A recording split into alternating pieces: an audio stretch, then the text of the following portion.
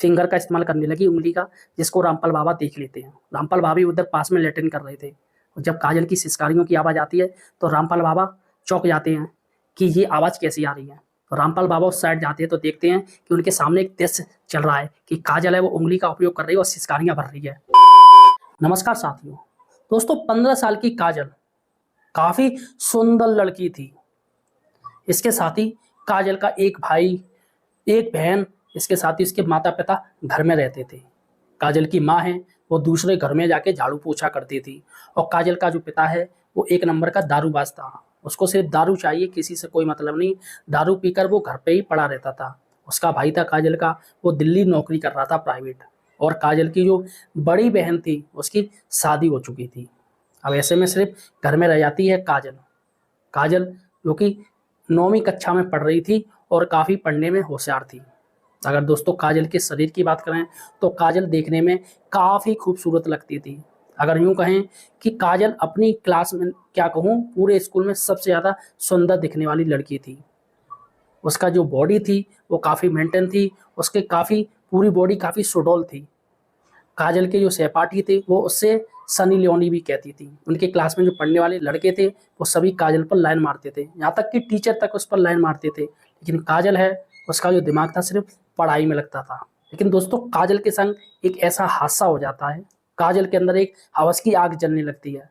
यहाँ पर मैं आपको एक बात बता दूँ दोस्तों, सबसे पहले तो औरत के अंदर हवस की आग जल्दी नहीं जलती है, और जब किसी औरत के अंदर, लड़की के अंदर हवस की आग जलती है तो वो सारी हदें पार कर देती है।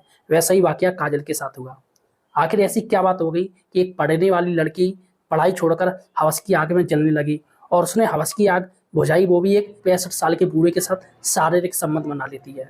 नमस्कार दोस्तों, मैं हूं आर्यन गुप्ता, आप देख रहे हैं क्लियर क्राइम। दोस्तों वीडियो पूरा देखिएगा। इसके साथ ही अगर आप पहली बार मुझे देख रहे हैं तो चैनल को सब्सक्राइब जरूर कीजिएगा।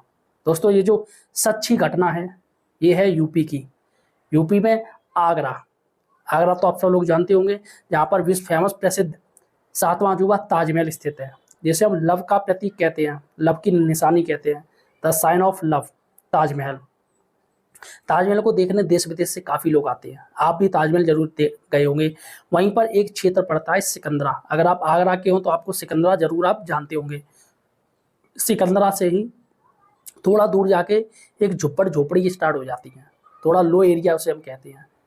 तो दोस्तों वहीं पर ये काजल अपने परिवार के साथ रहती थी। काफ़ी लो एरिया था, वो गरीब एरिया, पॉवर्टी उधर ज़्यादा थी। इसके साथ ही काजल के यहाँ ज़्यादा कुछ नहीं था, हालत, उसकी माली हालत अच्छी नहीं थी।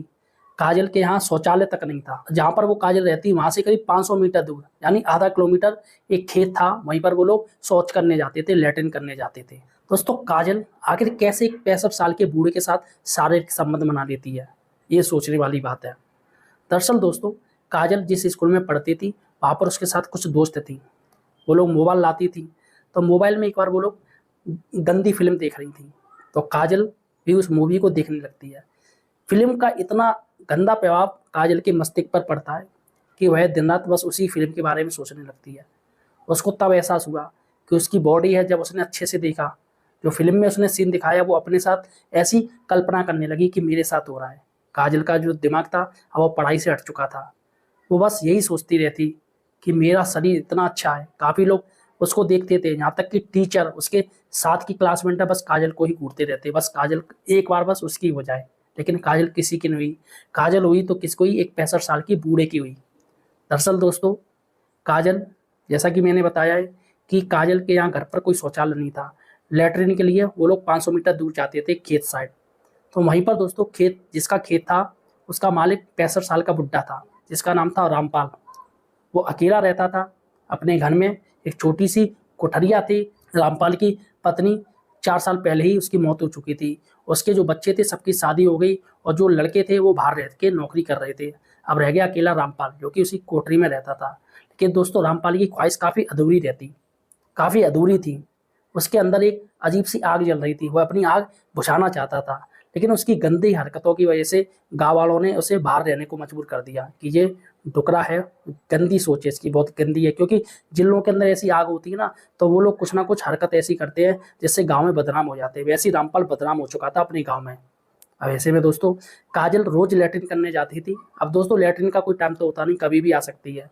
तो काजल की मम्मी भी आती जाती थी उसके साथ में। अब दोस्तों एक बार क्या हुआ, काजल के अंदर आग तो जल ही रही थी।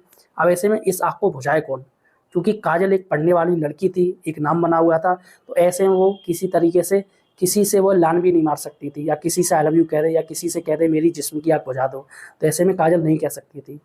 अब ऐसे में काजल लैट्रिन करने जाती थी रात में भी, बाबा वहीं खाट डाल के सोते थे बाहर। तो 2-4 बार काजल को उन्होंने देखा भी है, बातचीत ऐसी हो जाती थी, हाय हेलो ऐसी। काजल उनके अंदर क्या चल रहा है मन के अंदर वो भाप चुकी थी, क्योंकि जब भी काजल से बाबा की बात होती थी तो काजल के वे हाथ पैर ज़्यादा पकड़ते थे, यानी छू छू के काजल से बात करते थे हंसते हुए। 65 साल के रामपाल काजल को दिखाना चाहते थे कि उनके अंदर एक बच्चा है, और अभी उनके उन 33-35 साल ही वो ऐसा करके दिखाना चाहते थे। कुछ लोग आपने देखा होगा बूढ़े लोग काफ़ी ये थोड़ा अपने आप को बहुत ज़्यादा जवान समझते हैं। तो वैसा ही रामपाल के साथ ऐसा उसने किया काजल को दिखाने के लिए। एक बार क्या होता है कि काजल जा रही थी और वो लैट्रिन करने बैठ गई। अचानक काजल कुछ ऐसा गलत करने लगी, फिंगर का इस्तेमाल करने लगी, उंगली का, जिसको रामपाल बाबा देख लेते हैं। रामपाल बाबा भी उधर पास में लैट्रिन कर रहे थे, और जब काजल की सिसकारियों की आवाज़ आती है तो रामपाल बाबा चौंक जाते हैं कि ये आवाज़ कैसी आ रही है। तो रामपाल बाबा उस साइड जाते हैं तो देखते हैं कि उनके सामने एक दृश्य चल रहा है कि काजल है वो उंगली का उपयोग कर रही है और सिसकारियाँ भर रही है।